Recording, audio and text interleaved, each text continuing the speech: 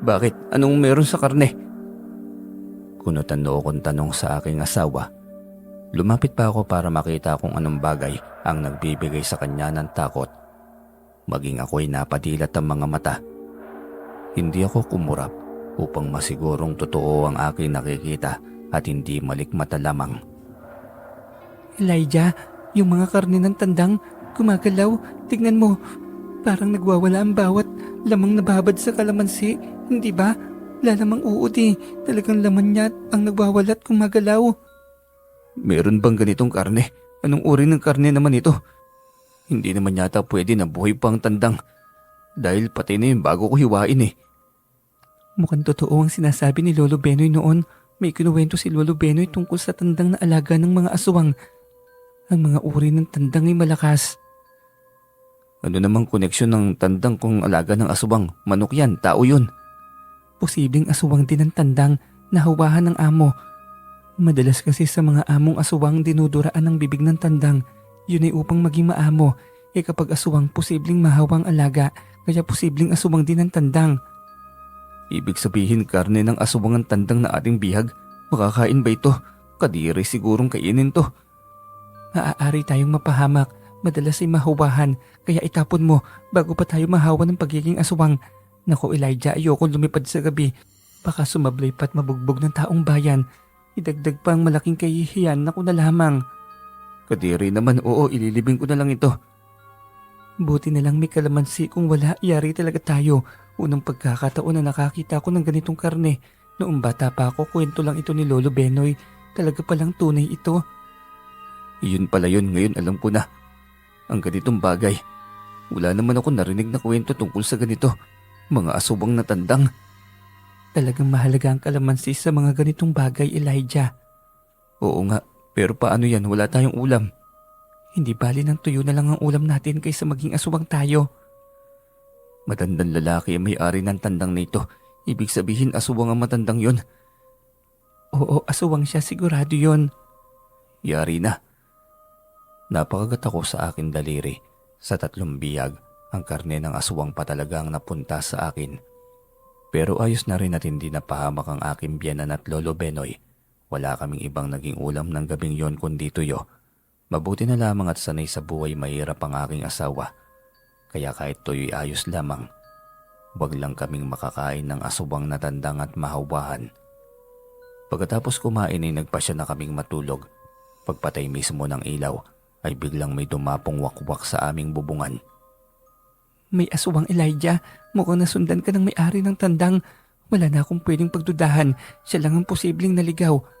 Ang tagal na natin dito, wala namang aswang na naligaw dito, hindi ba? Hayop yan, anong gagawin niya? Magwawala. Nagkalit yata na natalo ko ang alaga niya. Mukhang hindi nga niya tanggap ang pagkatalo ng kanyang alaga. Ganyan kasi madalas ang mga aswang kaya maghanda ka. Hindi yan magiging tahimik. Magdamag tayong guguluhin yan. Patay siya rito sa mahabang itak ko na bagong paggawa. Gusto yata niyang kaming dalawa magsasabong. Hindi pa siya tapos sa tandang niya. Anong gagawin mo? Lalabas ka? Haharapin mo ang aswang na yan? Paano pala kung buong pamilya ang kasama niya? Huwag kang matakot. Kung hindi ko rin lalabasin yan, hindi rin niya naalis. Pero wisyo lang yan sa ating pahinga. Magdamag tayong hindi makakatulog kung pababayaan lang yan. Kailangan kong lumabas para makaharap ito at maitaboy. Agad akong lumabas at matapang na hinarap ang aswang. Bumaba ka riyan! Sigaw ko. Matapang itong bumulusok pa ibaba. Tumapo sa aking harapan ng isang uwak, ngunit bigla rin itong naging anyong tao sa aking harapan. Hindi ako nagkamali. Isang matanda at pamilyar ang kanyang buka. Siya ang nakalaban ko ng 2 beses. Sa tagal ko nang naging sabungero, ikaw pa lang ang lumupig sa aking alaga. Mahigit dekada ko niyang inalagaan at pineperahan ng tandang kong yon. Ngayon wala na akong magaling na tandang panlaban dahil pinaslang mo. Anong anting-anting ang mayroon ka at nakaya mong gapiin ang aking alaga? Hindi ko naman alam na hindi ka pala handa sa posibilidad na matalo. Sugal yon, nakalimutan mo na ba? Kamuntik pa kami mapahamak sa karne ng alaga mong hayop ka. Mapapas lang kita. Hinampas ko sa kanya ng buong lakas ang hawak kong itak, ngunit bigla itong naglaho. Magpakita ka! Huwag mo akong idaan sa tagabulag mo. Magpakita ka sa akin! Galit na sigaw ko, Ngunit tila pinaglalaroan naman niya ako. Bigla na lamang may dumaan sa aking uluhan, minsan ay sa aking tagiliran. Biglang naramdaman ko ito sa aking likod. Mabilis akong humarap sa aking likod at walang alinlangan na tinaga ng aking itakang kawalan. Gumuhit ang pulang parang itim na likido. Alam ko natamaan ko siya. Pasensyahan tayo, ginusto mo yan eh. Sambit kong muli. Hindi ko alam kung saan ko siya natamaan, kung napuruan ba siya, ngunit hindi na siya tuluyang nagparamdam pa. Pumasok na lamang ako sa loob ng bahay, nag-aalala namang sumalubong sa akin sigareta. Ano, may sugat ka ba? Napaaway ka ba ng husto? Bakit ka ba kasi lumabas pa? Ayos lang ako, yung asubang natamaan ko yun ng itak. Hindi ko alam kung napuruan ko ba. Basta ang alam ko, oo. May bahid ng dugo ang itak ko pagkatapos kong ihampas ang itak gayong wala naman akong makitang ibang nilalang. Bahala kung napaslang mo siya, ang mahalagay ligtas ka. Sa susunod, huwag ka nang lumabas ng basta-basta. Hindi mo alam kung ano ang naghihintay ng kapahamakan sa'yo. Paano kung marami pala sila? Paano kung napahamak ka? Pasensya na mahal, muntik pa tayong madali ng asubang. Buti na lang may puno tayo ng kalamansi. Kung wala, paano kaya tayo bukas? Baka may tumubo ng pakpak ng kikik o ng wakwak sa atin eh. Pinoprotektahan tayo ng Diyos. Hindi pa niya tayo pinababayaan. Ayaw niya tayong maging alagad ng dilim. Uwi ka niya. Hindi ako makatulog ng gabing yon. Pabalik-balik sa aking panaginip ang pagtaga ko sa matanda. Tinamaan daw ito sa tiyan, kaya naglabasan ng mga bituka nito. Kinabukasan ni maagang dumating si Lolo Benoy bitbit ang kanyang alagang tandang. Gaya ng kanyang sinabi, hindi namin isasabong ang aking alaga. Elijah, paliguan mo muna ang tandang na ito. Alam mo naman kung ano ang dapat ipaligo. Hindi ko na kailangan pang sabihin. Minsan pa naman ang baba mong mag-isip eh. Minsan lang naman po yun, Lolo. Pero opo, maaga ko pong ibinabad kanina ang mutya para pagdating mo handa na agad. Alam ko kasi magagalit ka na naman tulad ngayon. Para kang babaeng nire-regla eh. Maagang-maagang init-init ng ulo mo. Ay, ewan ko sa iyo. Ay, mabuti kung ganon. Pero iwanan muna natin dito ang tandang. Samahan mo muna ako sa kabilang sityo. May nais lang akong kumpirmahin. Sige po, Lolo. Itinali muna namin ang kanyang alagang tandang sa haligi ng aking bahay. Tahimik lang ako nakasunod sa kanya. Hindi pamilyar sa akin ang sityo dahil hindi naman ako mahilig gumala. Kaya kaunti lamang din ang mga taong nakilala ko. Isang munting kubo ang namataan namin. Maraming taong naroon. Bayanihan sa paggawa ng isang bagay. Kabaong yon kaya tinanong ko kay Lolo Benoy kung ano ang gagawin namin at parang may kakaibang nangyari sa bahay na yon. Naalala mo ba yung matandang nakalaban mo sa sabong kahapon? Yung sa pangalawang laban? Siguro naman malinaw pa yung diwa mo ano? Kabado ako nang sabihin yon ni Lolo. Parang may ideya na ako sa bagay na kanyang sasabihin. Naalala ko po, Lolo Benoy. Bakit po? Patay ideya kong tanong. Kunwari ay walang ideya sa kanyang nais sabihin. Patay na siya. Nabalitaan ko kanina. Nakasalubong ko kasi yung bumili ng materyales para sa gagawing kabaong niya. Ganun po ba? Bakit daw po? Malakas naman siya kahapon, hindi ba? Ano kayang nangyari sa kanya? Hindi ko alam. Basta natagpuan na lang daw siya ng kanyang panganay na anak na naghihingalo sa hagdan ng kanyang kubo. Wasak ang tiyan at halos paubos na ang dugo. Lumabas na raw ang mga bitukan niya. Dinig ko na itak daw. Ganun po ba? Kawawa naman, sino kayang may gawa daw nun? Matanda na yun na, kinalaban pa. Hindi ko lang alam kung natanong ng anak sa ama niya kung sino ang nakataga. Nakausap pa naman daw ng kanyang ama bago pumanaw. Malamang may ideya na yon, hindi ko lang alam. Tumango lang ako. Tiyak naman akong hindi ako nakilala ng matanda. Lalong hindi ako makikilala ng anak kasi baguhan lamang ako. Lumapit si Lolo sa mga kakilala. Hindi ko alam kung alin sa mga yon ang anak ng namatay. Gayunpaman ay nanatili lang ako nakasunod kay Lolo Benoy. Matapos nitong makausap ang iilang kakilala, tahimik na kaming bumalik ng bahay. Panay ang bulong ni Lolo Benoy. Ang tagal ko nang kakilala at naging kaibigan si Berting. Hindi ko man lamang alam na asubang siya. Bakit siya nataga? Naging perwisyo malamang kaya ganon. Pero kawawa pa rin kahit paano'y kaibigan ko pa rin yon. Ano daw bang sanhi ng pagkamatay ng matanda, Lolo? Sabi ng anak na pagkamalan niya aswang ang kanyang ama. Napagkamalan lang po, hindi talaga siya aswang. Wala silang ideya na aswang ang ama nila. o tinatago nilang katauhan ng kanilang ama? Hindi ko alam, hindi ako sigurado. Bakit kaya siya pinaslang talaga? May alam ka ba? Ay hindi po, pero tiyak akong nahuli yan ng kung sino kaya napaslang lolo. Hindi yata yan papaslangin ng walang dahilan eh. Bakit parang alam mo? Ay may ideya ka talaga eh. Ikaw ang nakataga sa matandang yon, no? Hindi po lolo, sabi ko. Baka lang po, sabi ko. Pero wala po talaga akong ideya. Hindi ko alam. Naku lolo, baka mamaya may makarinig tapos ako. Mabilis na dahilan ko. Hindi pwedeng sabihin sa kanya. Pakiramdam ko'y kailangan ko na lamang isikreto yon kay Lolo Benoy. Nagbihis na ako at umalis na rin kami ni Lolo patungo sa sabungan. Nagpaalam ako ng maayos kay Greta. Pinasiguro ko na sa loob siya at sarado lagi ang bahay dahil hindi ko alam kung talagang walang ideya ang anak ng asubang tungkol sa akin. Baka magiganti at asawa ko pa ang madamay. Pagdating sa sabungan ay si Lolo Benoy pa rin ang umasikaso sa paghahanap ng kalaban. Wala akong ginawa kundi ang maghintay lamang na makapasok ng ruweda. Unang laban pa lamang ay 5,000 na agad ang aking ipinusta. Sa maikling kwento'y nakatatlong panalo ulit ako. 3 biyag ulit ang bitbit namin. Kaso'y takot na ako magluto ng biyag kaya binigay ko lahat sa kanila. Pagdating ko sa bahay ay binigay ko agad kay Greta ang 15,000. Ang laki namang pera nito, panalo mo lahat ito. Oo, tago mo mahal. Magpapagawa tayo ng konkretong bahay na malaki. Sigurado ka makakayod natin yan? Oo naman, kaya yan. Porsigido akong matupad yon at ramdam ko sa aking sarili na mangyayari ang bagay na yon. Gusto kong ipakita sa aking biyanan na kaya kong pagandahin ang aming buhay.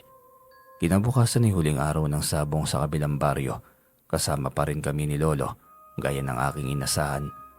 Paldo sa 3 laban at malaking pera pa rin. Napakaswerte mong bata. Tiyak mabilis gumaan ang buhay mo nito, Elijah. Pero dapat mong isipin ang iyong pinagmulan. Huwag lumaki ang ulo, lalong huwag maging mayabang. Nakakaya naman po ang ganun, Lolo. Hindi ko po gagawing magyabang. Hindi po ako ganun tao. Nasabi mo lang yan ngayon kasi wala ka pang may pagyayabang. Kapag mayroon na tiyak na lalaki rin yung ulo mo. Si Lolo talaga, hindi nga po ako magiging mayabang, Lolo. Bakit ba ginigiit mo talaga na magiging mayabang ako sa uli? Ganyan ba kayo dati, Lolo? Kaya alam na alam mo. Hindi no, hindi ako. Tumawa pa ito at lagi ako nitong binibiro at nakasanayan ko naman dahil ramdam kong minahal ako ng totoo ni Lolo Benoy na parang tunay niyang apo. Minsan ngay mas nararamdaman kong malapit siya sa akin kaysa sa mga tunay niyang mga apo. Bigla ko natanong kay Lolo Benoy kung saan pa may sabong. Dahil gusto kong makalikom agad ng pera para sa pagpapagawa ng bahay. Abay mo kanya aadi ka na agad sa sabong ah. Gusto mo agad yumaman? Hindi naman po sa ganun, Lolo. Gusto ko lang magkaroon ng magandang bahay. Yung matibay at gawa sa simento para masigurong ligtas sa hagupit ng kalikasan ng aking pamilya. Maganda naman yan pero wag mo madaliin. Magtataka ang mga tao kung bakit bigla ka na lang yumaman. Magtrabaho ka pa rin sa trabahong nakasanayan mo. Sige po, Lolo, kahit naman po alam kong palagi akong panalo sa sabong, hindi naman po ako tatalikod sa aking trabaho, Lolo. Kung halimbawang makaipon ka at magkaroon ng negosyo, iyon ang mas maganda, Elijah. Mas magandang madiskarte sa pera. Nasa iyo ang oportunidad. Napakaganda ng ibinigay na kapalaran sa iyo ng Panginoon. Kaya nagpapasalamat ako sa Diyos, Lolo. Salamat din sa ideya. Kung wala akong alam tungkol sa mutya ng ipo-ipo na ibinahagi mo, hindi rin ako magkakaroon siguro. Kasi pinabayaan ko na yun eh. Talagang para din sa iyo ang bagay na yan. Kung hindi ibibigay sa iyo, hindi mo naman yun makukuha. Salamat po, Lolo. Salamat na dito ang swerte ko. Masayang wika ko. Dahil kay Lolo nagumpisa ang aking swerte, sinisiguro kong hindi mawawala sa aking pangarap ang bigyan din siya ng magandang buhay. Isang manggagamot si Lolo Benoy. Yun ang bumubuhay sa kanya at masaya siya sa trabaho na mayroon siya. Marami na rin siyang napagaling kaya kilala na siya sa baryo. Tuwing Martes at Biyernes lamang ang kanyang gamutan. Kaya kapag ganoong araw ay hindi siya umaalis ng bahay. Kapag gano'n ay ako ang dumadalaw sa kanya at tinadalan ko siya lagi ng mangkok ng ulam. Si Lolo, bukod sa aking asawa, ang siyang naging unang tao na malapit sa akin. Siya lang ang tumuring sa akin na pamilya. Kaya mas lalo kong pinangarap na mabigyan siya ng magandang buhay. Nang gabing yun ay hindi ko inasahan na manganganak na pala si Greta sa aming panganay. Tamang-tama rin na sa bahay nakitulog si Lolo Benoy. Maglagay ka ng itak sa ilalim ng banig kung saan nakaiga si Greta. Utos sa akin ni Lolo Benoy matapos kong magpakulo ng tubig ayon sa utos nito. Lolo, para saan naman po yung itak? Sundin mo na lang. Naamoy ko ang langis ng aswang. Nasa paligid lang siya. Naghihintay ng pag-atake. Tiyak akong nasa silong. Dahil po ba sa sanggol, Lolo Benoy? Parang ganun na nga. Baka din may atraso kayo. Balak magigante. Lolo naman, bakit naman po ako magkakatraso? Kabait-bait kong tao eh. Naputol ang aming usapan ni Lolo nang biglang magsalita si Greta. Mahal, Lolo Benoy, nandito na ulit yung pamilyar na amoy ng langis, parang lumang langis. Naamoy mo din ito dati pa. Lagi mo bang naaamoy ito? Oo, madalas kapag wala ka sa tanghali. Minsan sa gabi na hindi ka pa dumarating pero nawawala rin naman agad. Kung ganun nakabantay na ang nilalang na yan sa panganganak ni Greta, ang sanggol talaga ang balak niya. Mukha nga, mukhang ang anak mo ang gustong makuha ng nilalang na yan. Umusal ng orasyon si Lolo Benoy para raw yon sa proteksyon at hindi tumalabang itim na mahika ng aswang. Maaari raw kasi kaming makatulog gamit ang itim na kapangyarihan nito para tagumpay nitong makuha ang bata. Matapos yung usali ni Lolo ay mas lalo pang bumangis ang aswang. Lantara na ito at palipat-lipat ito ng pwesto. Minsan sa silong, minsan sa bintana. Kinukuskus pa nito ang dingding ng bintana. Minsan naman ay sa bubong.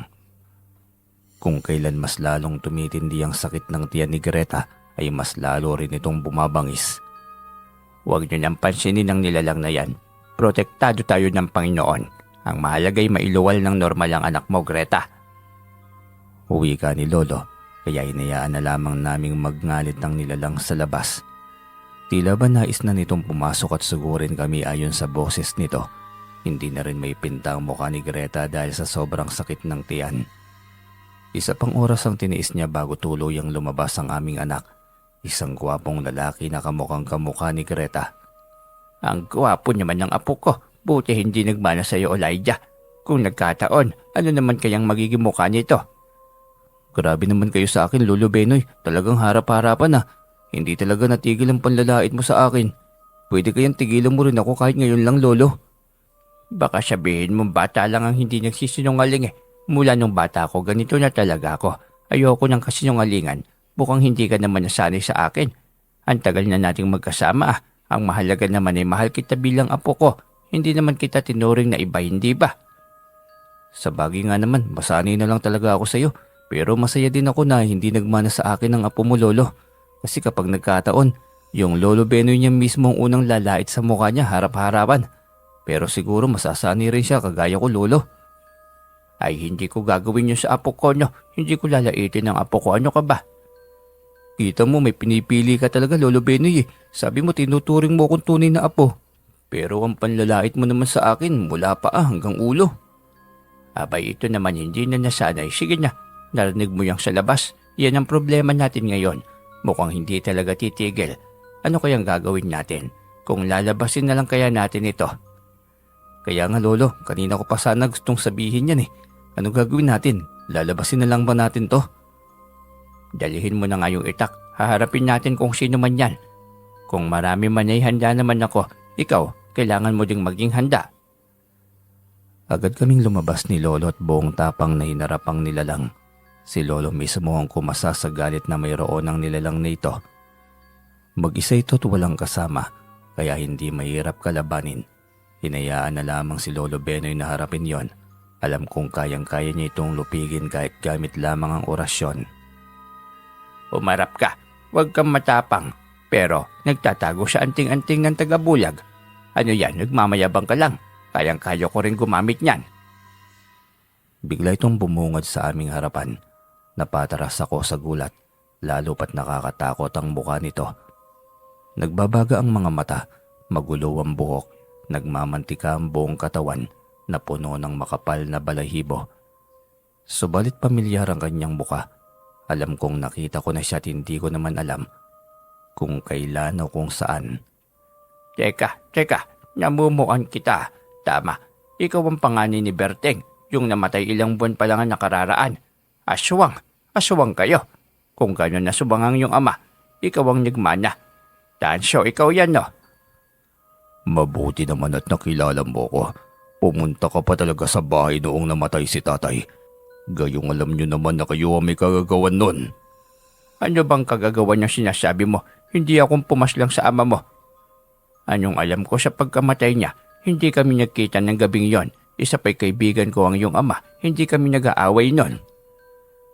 Hindi ikaw pero ang lalaking kasama mo. Siya ang pumaslang sa aking ama. Kaya napunta sa akin itong buhay na ayaw kong mapunta sa akin. Ang sumpa ng aming angkan. Sa sobrang hirap tanggapin. Ngunit upang makapagpahinga ng tuluyan ng tatay ay kailangan kong gawin. Kung hindi niyo siya pinaslang, tahimik lang sana ang buhay ko ngayon. Pambihira, totoo ba ito, Elijah? Pandami ka naman eh. Ikaw ang pumaslang kay Berting. Bakit naman? Lolo, pasensya na. Saka hindi ko naman sinasadya eh. Kung hindi ko siya mapaslang, tiyak ako naman ang papaslangin niya. Natatakot kasi akong sabihin sa iyo ang bagay na yun. Baka hindi ka rin maniwala na aswang ang matandang yun eh. Sabi mo nga, di ba kaibigan mo siya?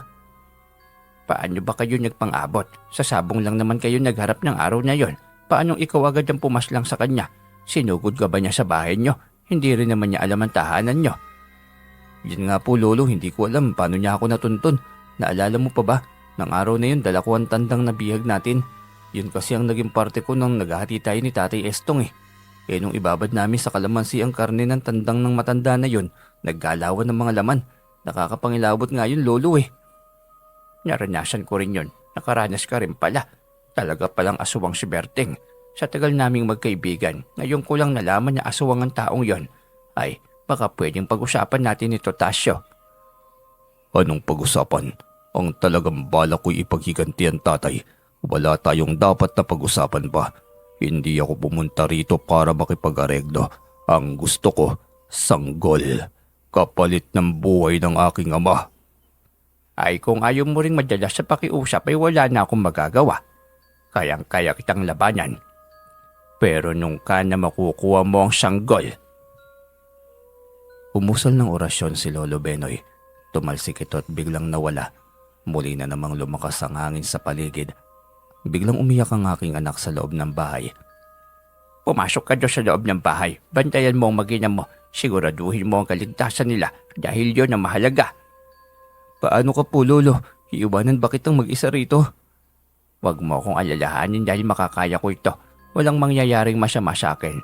Alalahanin mo ang mag-ina mo. Pareho silang walang laban sa aswang na ito. Sige po, Lolo. Mag-ingat ka po dito. Ako pong bahala sa mag-ina ko. Basta sumigaw ka lamang kung kailangan mo ng tulong. Walang mangyayaring masama sa akin. Kung ang amang aswang napaslang mo, ito pa kaya na baguhan lang. Ang daming hindi alam nitong aswang na ito. Sige po Lolo magtitiwala po ako sa iyo. Gusto ko mang samahan si Lolo'y wala rin akong magawa. Kailangan kong protektahan ang aking mag-ina. Naabutan ko si Greta na sinusubukang bumangon, kaya mabilis kong inawat. Mahal, huwag kang kumilos, mabibinat ka. Ako nang bubuhat sa anak natin. Ang sakit ng tiyan ko, mahal. Painom ako ng mainit na tubig. Ikuha mo naman ako, pakiusap. Oo, bigyan kita. Sandali lang, dyan ka lang. Ipagtimpla na lang kaya kita ng gatas para mabusog ka rin. Hindi naman nakakabusog ang tubig eh. Sige, mainam siguro. Pakiheli mo na rin ang ating anak pagkatapos mong magtimpla. Matutulog sana ako kahit idlip lang. Nagmadali ako nagtimpla ng gatas at pinainom sa kanya. Kinuha ko rin agad ang aking anak at hinele upang tumigil na sa pagiyak. Kakaiba sa pakiramdam ang makarga sa unang pagkakataon ng aming anak para ako maiiyak sa tuwa. May matatawag na akong masayang pamilya. Pamilya na hindi ko naranasan kahit noong aking kabataan. Hindi ko hayaang mangyari sa aking anak ang nangyari sa akin noon. Wala pa man siyang mawangay sisikapin ko ng mapaganda ang aming buhay. Magdodoble kayod ako sa abot ng aking makakaya. Matulog ka na agad pagkatapos mong uminom ng gatas, mahal para makapagpahinga ka ng gusto. Akong bahala sa anak natin. Salamat, mahal. Si Lolo Benoy, ang ingay pa rin niya sa labas. Naalala mo ba yung aswang na nataga ko? Anak niya yan, gustong ipaghiganti ang ama. Pero wag mo nang alalahanin. Ang kasamaan kahit kailan mahina.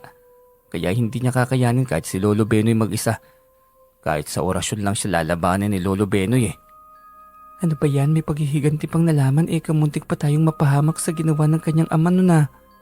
Kaya nga eh. Pero huwag mo nang alalahanin pa, kaya yan ni Lolo. Dahil pagod din ang aking asawa ay mabilis din siyang nakatulog kaagad. Ilang sandalian lumipas si biglang bumukas ang pinto. Si Lolo Benoy at puno ng kalmot ang mukha at mga kamay. Lolo, ayos ka lang ba? May sugat ka? Oo, hayop na aswang yon, biglang nanggigil. Nakaya niyang sirain ang proteksyon ko. Pero ayos lang, hindi naman siya nagtagumpay. Nasaan na siya, Lolo? Ako ang harap sa kanya.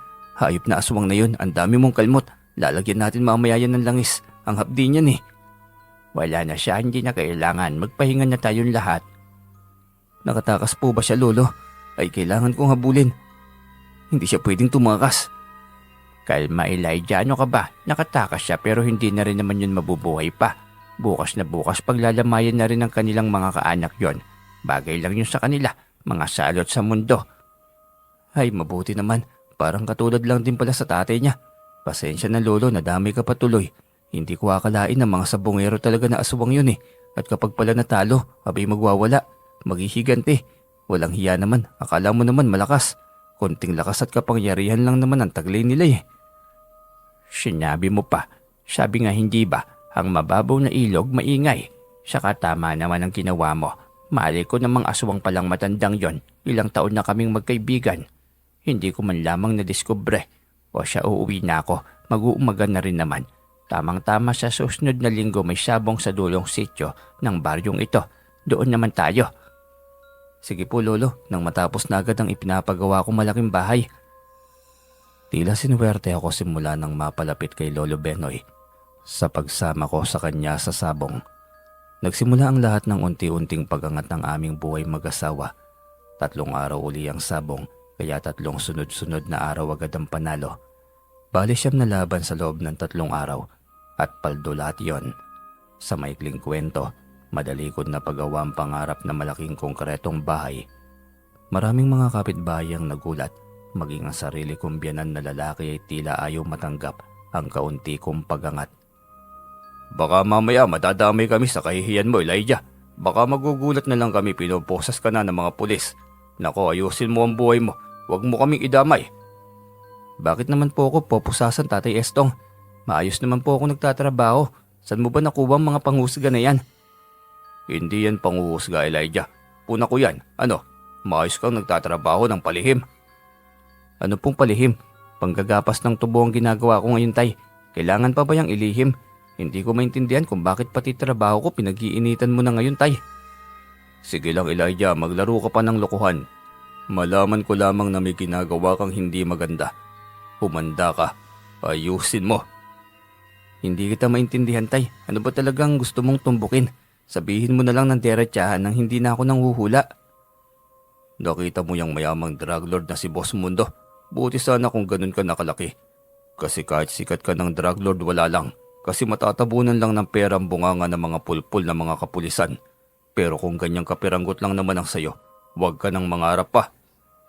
Ano pong sinasabi niyo, Tay? Natulak ako? Hindi ko ginagawa yan, ha? Mabilis lang namang itanggi ang bagay na yan. Sige nga, paano mo na ipatayo ang malaking bahay na yan kung hindi droga ang ibinebenta mo? Tay, panalo ko po yan sa sabong, hindi sa droga. Huwag niyo po akong pag-isipan ng masama. Kahit isang bisyo ng pang-aabuso sa sarili, wala ako. Kaya ayusin mong pag-aakusa mo sa akin. Anong pang-aakusa? Nagpapatawa ka ba? Paano mo makukuha ang ganyang kalaking pera sa sabong? Ang bawat sabong mo, lagi kang panalo. Ganyan na nga po, Tay. Paldo lagi bawat sabong ko. Umaabot ako ng 3 panalo. Hindi rin naman imposible yun, Tay. Lalo na kapag nasa kamay mo ang swerte. Pinaglololoko mo ba ako? Hindi ako naniniwala sa iyo. Walang ganyan. Wala akong magagawa kung ayaw mong maniwala sa akin, Tay. Umuwi na lang po kayo. Lagi namang wala kang mabuting sinasabi. Matagal ko nang tanggap na hindi mo ako gustong maging asawa ni Greta. Ginawa ko naman lahat, Tay. Pero kung ito ang gusto mo, ang mawala ang natitirang respeto ko sa iyo, ay wala na akong magagawa pa. Tinalikuran ko siyang masama ang loob. Kahit kailan, napakatalim ng tabas ng kanyang bibig. kaya nawala na rin ako ng kontrol sa aking sarili. Nawalang natitirang respeto ko sa kanya at hindi niya ako masisisi dahil siya mismo ang nagturo sa akin kung paano siya tratuhin sa ganong paraan.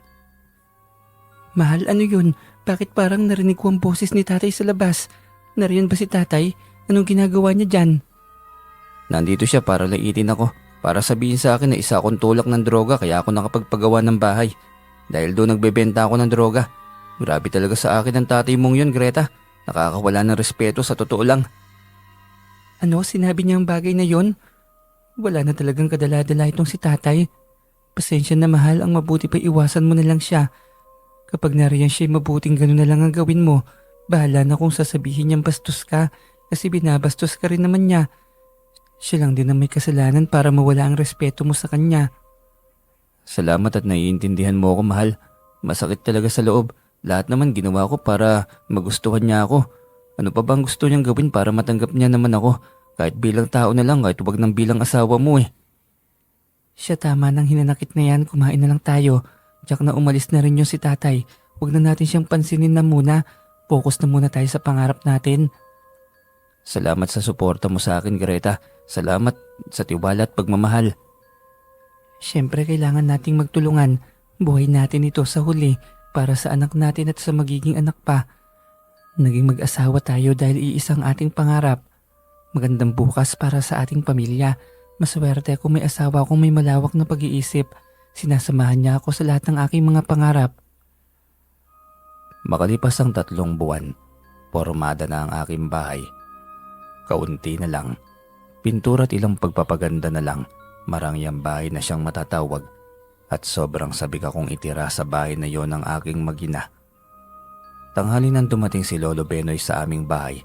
Napadaan lang ito dahil sa gusto nitong ipaalam sa akin na kinabukasan ay may 1 linggong sabong sa kabilang bayan. Muli na naman akong nasabik. Matatapos ng maaga ang bahay, tiyak na sosobra pa. Halos hindi na ako makatulog dahil sa kasabikan. Ibang tagumpay ng buhay ang maibibigay sa akin ng mutya ng ipo-ipo. Kinabukasan ay maaga nga akong sinundo ni Lolo Benoy. Mahigit 1 oras din ang biyahe ng jeep bago namin marating ang bayan. Kaya inagahan niya ang pagsundo. May bit-bit din siyang tandang. Bali 2 tandang ang aming ilalaban. Pinaliguan ko muna ng pinagbabara ng mutya bago kami tuluyang lumisan. Doon ay hindi lamang maliliit at ordinaryong tao ang aking posibleng maging kalaban. Mayroong opisyal ng pulis, malalaking negosyante at naroon din ang sinasabi ni Tatay Estong na si Boss Mundo. Isa rin pala siyang sabungero. Kita mo itong malaking sabungan? Sa 1 buwan, 1 linggo itong magbubukas. Pwede pala tayo ditong pumunta kada huling linggo ng buwan. Sigurado ka po, Lolo? Nako, mabilis tayong yayaman yan. Simula nang ginamit ko ang mutya ng ipo-ipo sa tandang, hindi pa ako natalo. Kaya buo ang tiwala ko na panalo lagi ang tandang natin. Oo naman, maging ako'y ganun din. Ang dami na nga daw yumaman sa sabong dahil sa galeryang ito. Abay tiyak nga may tangan din ang mutya ang mga yon. Hindi ka basta mananalo sa ganitong sabungan. Lalo pa't mga alaga ng mga sabongerong narito'y talagang kalidad. Nasasabik na tuloy ako, Lolo Benoy. Hindi ito para sa sarili ko, kundi para sa asawa ko at sa magandang buhay na pangarap ko para sa aking magiging anak. Kaya ka biniyayaan kasi magandang hangad mo sa iyong pamilya. Matutupad yan. Tiyak ako, halika na. Ipapatimbang na natin yung tandang mo para mahanapan na ng kalaban. Si Lolo nang bahala, maging sa lugroan ay siya rin ang bahala. Doon ko nasaksiyan ng malakihan pang lugroan. Umaabot ng 100,000 ang pusta. Ang una kong pusta ay 5,000 pa rin at gaya ng lagi kong inaasahan, panalo ito. Nang sumunod na laban ay tinodo ko ang 10,000. Walang pag-aalinlangan yon at gaya ng lagi kong inaasahan, panalo pa rin yon. Sa ikatlong laban ay nagulat ako dahil si Boss Mundo ang aking kaharap. Hindi ko may paliwanag ang kabang nararama sa aking dibdib. Hindi ko alam kung bakit. Nakangisi siyang nakatingin sa akin habang kaharap ko siya sa ruweda. Hindi ako natatakot para sa aking tandang dahil nakakatiyak ako na panalo ito. Pero ang kaharap ko hindi ko alam kung ano ang maaari nitong gawin sakaling matalo ko siya. Kalagitnaan ng laban ng aming mga tandang nang biglang nagiba ang reaksyon ni Boss Mundo. Ramdam na nito ang pagkatalo niya. Ilang sandali pa nga'y tuluyan ang bumagsak ang tandang nito. Biglang nandilim ang anyo niya, ngunit patay mali siya lamang ako. Anya pa po, ang laki ng panalo mo. 40,000 agad, ang laki. Pwede ka nang bumili ng lupain na. Lolo, papatapos ko lang talaga ang aking bahay. Yung bahay ko muna, Lolo. Tatapusin ko muna yon para komportableng manirahan ng aking mag-ina. Sige, kung para sa pamilya mo, pumusta ka pa rin sa tandang ko para tuloy-tuloy pa rin ang panalo mo. Hindi ko na ba ilalaban ng tandang ko, Lolo? Pahinga na muna ito. Hindi na, hanggang 3 lang. Huwag mo niyang ilaban pa ang tandang matapos ang 3 laban ng alaga mo. Bakit po, Lolo? Mukhang hindi pa naman siya pagod eh. Makinig ka sa sinasabi ko, basta yun na yun. Sinunod ko ang wika ni Lolo. Sa kanyang tandang na ako pumusta. 20 mil ang ipinusta ko at panalo pa rin yon. Sunod-sunod hanggang sa 3, kaya malaking halaga ng pera ang aming nauwi. Pakiramdam ko parang panaginip lang lahat ng ito, Lolo. Hindi ako makapaniwala. Ito yung sinasabi nila na iba-iba tayo ng daan ng tagumpay. Dito ka sa sabong binigyan ng daan kaya itodo mo na. Huwag ka niyang mag-alinlangan pa dahil ito ang umpisa ng paglalakad mo sa daan ng tagumpay. Kaya nga po, Lolo, hindi may paliwanag na tuwa pero yung si Boss Mundo, ang sama ng tingin niya sa akin, Lolo. Ano kayang binabalak niyang gawin sa akin? Parang gusto na niya akong gawing pulutan eh. Hayaan mo niya. Natalo mo ang kanyang tandang kaya malamang galit. Hindi ka naman siguro sasaktan yan kaya hayaan mo niya. Wala nga kayang masamang balak sa akin yun, Lolo. Hindi talaga maputo lang masamang tingin niya sa akin. Mukhang may masamang balak. Ano namang gagawin niya sa atin? Lumaban naman tayo ng patas. Ay ang mabuti pa'y umuwi na lang tayo. Hindi na tayo lalaban pa. Malaki naman ng panalo natin eh. Uuwi na sana kami ni Lolo. Patungo kami ng paradahan ng jeep nang bigla kaming harangan ni Boss Mundo at ng kanyang mga tauhan. Doon ako mas lalong kinabahan. Wala kaming panlaban sa kanya. May mga tauhan siya. May mga baril sila kaming wala.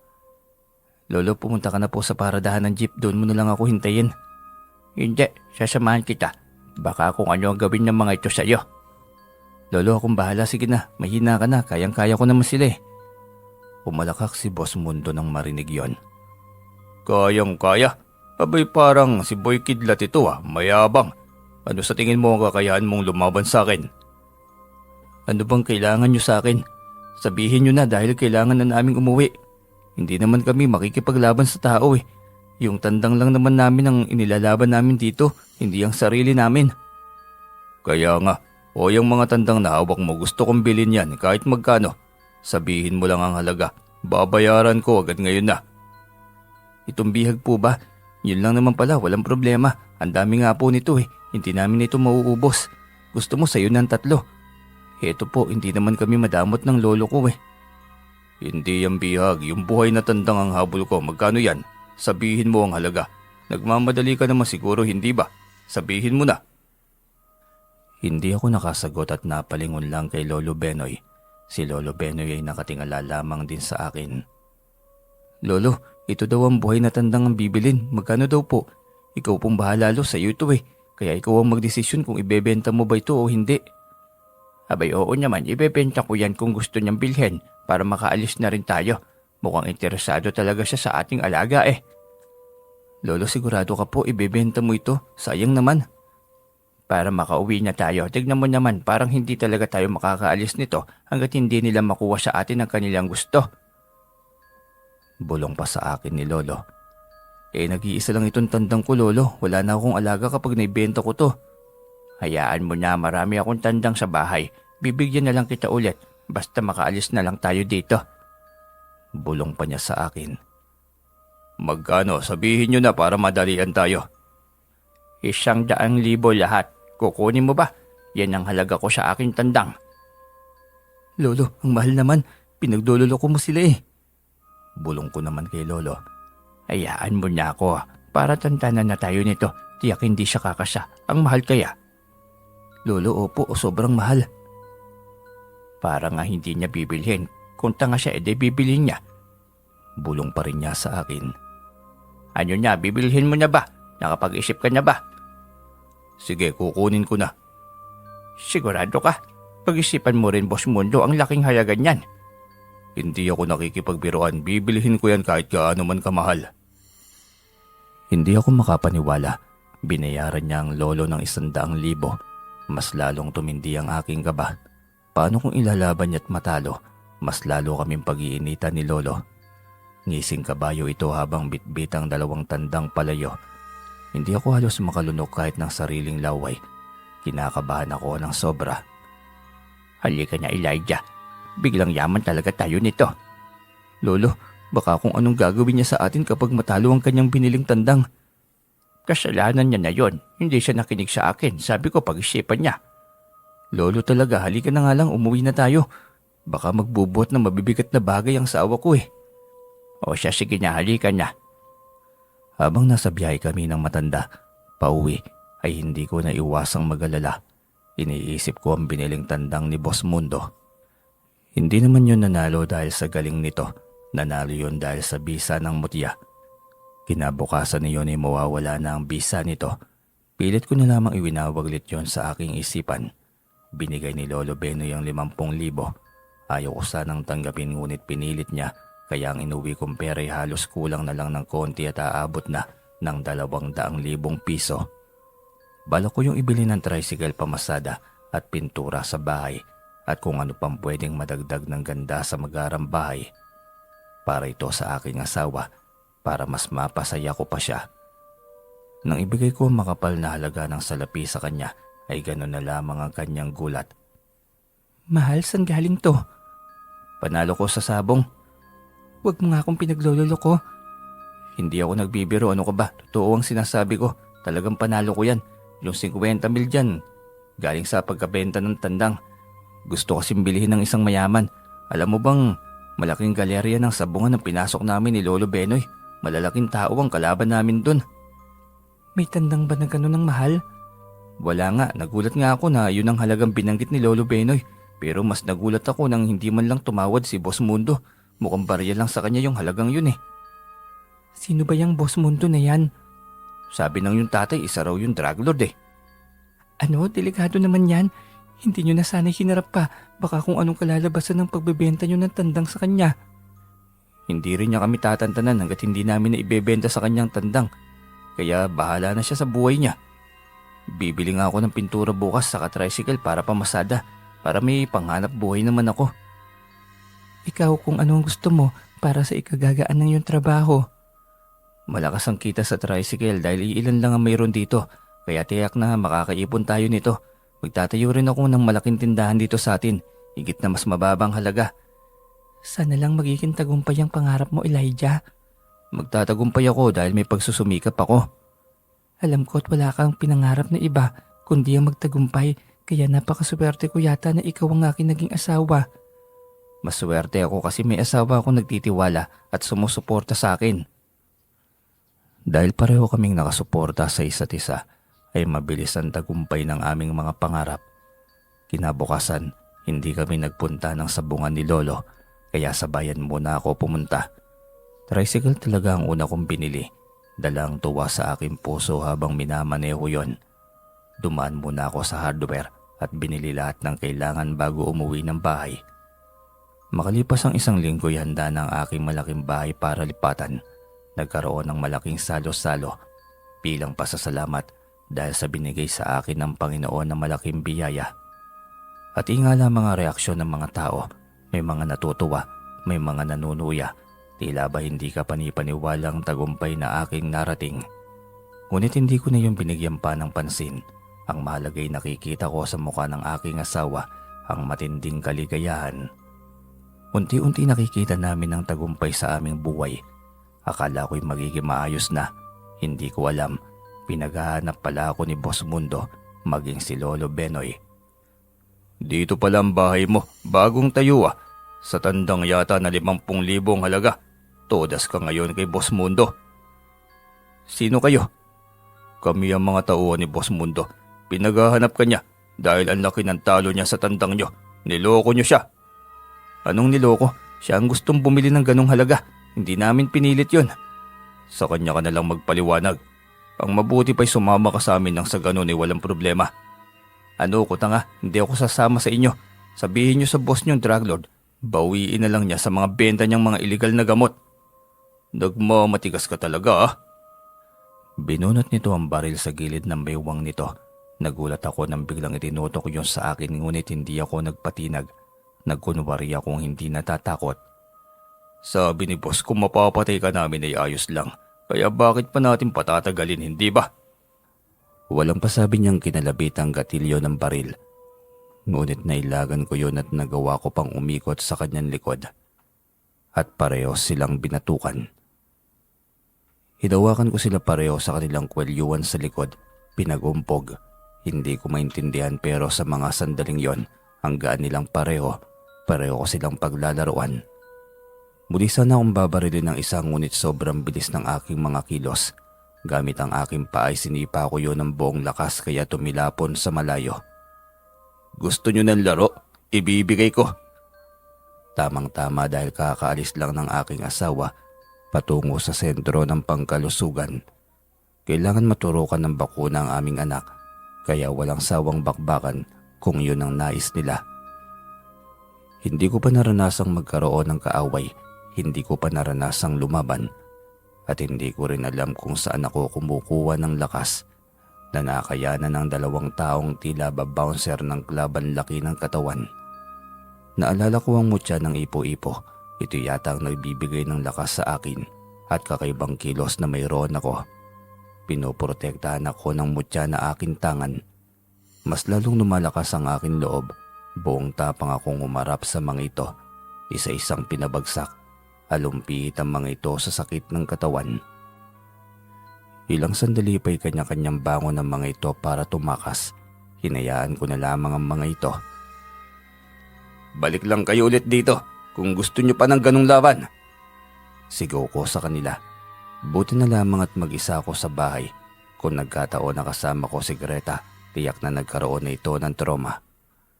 Saktong dumating si Lolo Benoy. Nagtaka ito kung bakit makalat at sobrang dumi ng harapan ng bahay. Ano bang ginawa mo rito, Elijah? Para kang batang nagpagulong-gulong siguro dito sa harapan ng bahay mo. Nilaro mo ba ang aso mo? Grabe namang laro yan. Yari tayo, Lolo. Pumunta dito ang mga tauhan ni Boss Mundo. Alam mo bang kung hindi dahil sa mutya ng ipo-ipo na tangan ko, kanina pa ako bumulagda rito. Bakit? Ano bang nangyari? Kasi Lolo, yung 2 tandang parehong talo. Kaya paldong pagkatalo ang natamo ni Boss Mundo. Nayari na, sabi ko niya sa kanya pag-isipan niya. Hindi natin pinilit, hindi rin natin inalok. Siya lumapit at nagpumilit. Dumito ka sa bahay, Lolo Benoy. Hindi pwedeng mag-isa ka lang sa kubo mo. Tiyak na pag-iinitan ka rin nun. Ayos na nga ako ang habulin nila, wag lang ikaw. Kawawa naman yung mga pasyente ko. Kapag malaman nilang dito ka nakatira, tiyak na pupunta rin sila dito para dito na magpagamot. Ang mahalaga ngayon ay ang kaligtasan mo. Salamat naman sa pag-aalala mo sa akin na po. Sige, subukan ko nga matulog sa magarang bahay. Para sa'yo din to, Lolo eh. Ang 1 kwarto sa likod na pinagawa ko talagang para sa'yo yun. Ngayon na ang panahon para umuwi ka na dito. Alanganin man ito'y wala rin itong magawa kundi ang pumayag. Tuwang-tuwa pa nga ito pagkapasok sa kanyang kwarto. Nagustuhan nito ang loob at ang magara niyang kama na gawa sa ratan o uway. Talaga namang ang ganda nitong bahay mo, Apo. Napakaswerte mo talagang bata ka. Swerte rin kasi ako sa iyo, Lolo. Kaya salamat at naging lolo rin kita. Emosyonal na sana kaming matatawag nang biglang may tumigil na kulay berdeng van sa harapan ng bahay. Naginala na agad ako kaya binalaan ko si Lolo Benoy na huwag lumabas ng kwarto kahit anong mangyari. Ako lamang ang haharap sa grupo ni Boss Mundo. Pagkabukas ko pa lamang ng pinto ay pinaulanan na agad ako ng bala. Mabuti na lamang at mabilis ako nakadapa at nagpagulong-gulong. Narinig ko ang pagbukas ng van. Mabilis agad akong tumayo para salubungin si Mundo. Nakatutok pa rin ang baril nito sa akin malayo pa lamang. Muling pinaputok ngunit hindi ko yun alintana at tila malinaw ko nakikita ang paglapit ng bala at kung saan ito tatama. Umilag ako kaliwat kanan. Sa inis ni Boss Mundo itinapon na niya sa akin ang kanyang baril. Tunay nga matigas kang hayop ka. Ang bagay sa iyo, granada. Dumukot ito ng kung anong bagay sa bulsa. Nang mapagtanto kong granada ngayon ay mabilis kong sinipa ang kanyang kamay. Tumilapon sa paligid ang granada. Huwag na huwag mong susubukang buksan ang granadang yon kung ayaw mong sumabog itong sasakyan mo dito sa mismong harapan ng aking bahay. Tigasin ka talagang lalaki ka. Niloko niyo akong maglolo. Nasaan ang matandang yon? Manloloko kayo. Nasa bahay niya si lolo. At para lang malinaw ha, ang tandang na binili mo sa amin ay sapilitan mong binili. Ikaw ang nagtanong kung magkano. Hindi ka rin tumawad. Sinabi pa ni lolo na pag-isipan mong mabuti. Huwag kang magkaroon ng amnesia. Ano bang pumasok sa utak mo at gusto mong bilhin ang mga tandang na yon? Ano ba kasing nilagay niyo sa mga tandang na yon? Bakit nang kayo ang nagsabong ay paldo-paldo agad ang panalo? Bakit nang isinabong kong kinabukasan na talo ako? Yun, nagmamadali ka kasi sa pera, boss. Talo ka tuloy. Hindi robot ang tandang. At kahit robot na lolobat, kailangan nila ng pahinga. Basta, hindi ko matanggap na sa unang beses na talo ako ng 1,000,000 dahil sa pag-aakala na magiging doble. Hindi ko nakasalanan yon. Maghaharap tayo sa korte dahil sa buhay ko ang pinahamak mo. Talaga, anong akala mo pakikinggan ka ng mga yon? Hindi mo ba ako kilala? Bigla ko naalala, bayad nga pala nito ang mga pulis kaya sinong makikinig sa akin. Sa Kapitan Del Barrio hihingi ako ng tulong. Tiyak akong hindi ako babaliwalain ng punong barangay dito. Hindi nakakatakot. Alam mo kung ano ang dapat mong gawin. Maging tauhan ko nang sa ganon ay magiging tahimik ang buhay mo. Ano? Mapagkamalan pa akong adik ko tulak ng droga na siya nagpayaman sa'yo. Mahiya ka naman. Magkaroon ka rin ng kaunting konsensya sa mga tao. Hindi puro pera ang nasa isipan mo. Humalakak itong nakatingala. Bari ay isang tunay na tagumpay yon sa kanyang buhay. Ang kapangyarihan ay pera. Kapag walang pera, walang kapangyarihan. Kapag may pera, lahat ng mga pwedeng bayaran, maging ang posisyon, para manahimik lamang. Ibang nagagawa ng pera, kahit buhay na imposible ng madugtungan ikakayanin ng pera. Hindi ko alam kung anong magiging reaksyon ko sa prinsipyo na mayroon ng lalaking kaharap ko ngayon. Sumuko na siyang habulin ako pero binigyan ako ng kondisyon. Ang gawin akong tauhan, binigyan ako nito ng 3 araw ngunit hindi pa man, mabilis na akong tumanggi. Hindi ako magiging tauhan niya kahit ilang milyon pang isusuhol, kahit kamatayan ko pang maging hantungan. Huwag magmadali, babalik ako dito makalipas ang 3 araw. Kapag tinanggihan mo ko, alam mo na kung ano ang kaiinatnan mo sa akin. Hindi ko na rin uulitin ang sagot ko sa iyo. Pareho lang tayong tao. Hindi mo ako pwedeng hawakan sa leeg. Tao ka lang din. Pera galing sa illegal lang naman ang lamang mo sa akin. Tandaan mo yan. Galit siyang tumitig sa akin. Gayon pa man ay hindi pa rin ako nagpatinag. Kung hindi ako natinag sa baril at granada, sa titig pa kaya. Sinundan ko ng titig ang ban hanggang sa tuluyan itong naglaho. Inis ako na pamura dahil katatapos lamang ng aking bahay. May mga galos na agad ng bala. Halata iyon kaya tiyak na ito ang unang pupunahin ni Greta pagdating nito. Wala na ba yung demonyong yon? Umalis na po, Lolo. Nakakatakot na biruin mo yon. Walang ibang nakakatakot, Lolo. Ang Diyos lamang ang nakakatakot. At lahat ng proteksyon ay Kanya. Sa bagay nga naman na buhay. Pero titigilan kaya tayo ng taong yon? Wala tayong ginawang mali sa Kanya, Lolo. Pero kung hindi niya tayo titigilan, mapipilitan akong lumaban sa kanya at makialam na sa kanyang mundo. Ilang sandali pa'y narinig ko si Greta na nagsisigaw papasok. Pinapasok ko muna si Lolo Benoy sa kanyang kwarto sa kahinarap ang aking asawa. Elijah, ano bang nangyari? Andyan na pala kayo, ipasok mo na agad ang bata. Sandali, teka lang, anong nangyari? Bakit ang daming kalat at basyo ng bala? Sa akin yan, mahal, pasensya na. Hindi pa kasi sanay sa paghawak ng baril kaya kung saan kumalat at tumama. Anong ibig mong sabihin? Bumili ako ng baril, mahal, para sa proteksyon natin. Anong proteksyon natin? Wala naman tayong kaaway ah. Bakit kailangan may baril? Alam ko naman, panigurado lang, mahal. Baka mamaya sasabihin ng mga masasamang loob na mayaman tayo. Basta na lang manugis, abay syempre dapat handa tayo. Ewan ko sa'yo, ang mabuti pa'y ikaw munang magbantay sa anak natin ngayon. Maglalaba ako. Ang daming labahin. Tama-tama, hindi muna ako mamamasada. Sa susunod na araw na rin kami pupunta sa sabungan ni Lolo Benoy. Nandito na nga pala si Lolo Benoy. Nando sa kwarto niya. Mula ngayon, dito na siya titira. Di ba para naman talaga sa kanya yung kwarto na yon? Oo naman, mamaya ko na siya pupuntahan. Tatapusin ko muna ang trabaho ko. Sige mahal, yung malalaki iwanan mo na sa akin, baka mabinat ka. Habang karga ko ang aking anak ay magulo ang aking utak. Tingin ko'y hawak na ako sa leeg ng isang sindikato. Kung pwede lamang na mapantayan agad ang yaman na mayroon siya, kaso'y kapiranggot pa lamang ako. Ang dami ko pang pangarap na gustong tuparin. Nang sumunod na araw ay balik sa bungan kami ni Lolo. Alaga niya ang aming dala. Gaya ng lagi naming ginagawa, pinaliguan muna sa tubig na pinagbabaran ng mutya. Pagdating sa sabungan ay si Lolo pa rin ang nag-aasikaso, pero ako ang pinapapasok niya sa loob ng ruweda. Malaking pera pa rin ang pusta. Dahil nakatitiyak naman akong panalo pa rin ng tandang, tangan ko pa rin ang bagay na nagbibigay sa amin ng swerte, ang mutya ng ipo-ipo. Isang laban lang agad ay paldo na. Umuwi kami ni Lolo bitbit ang bihag at malaking panalo.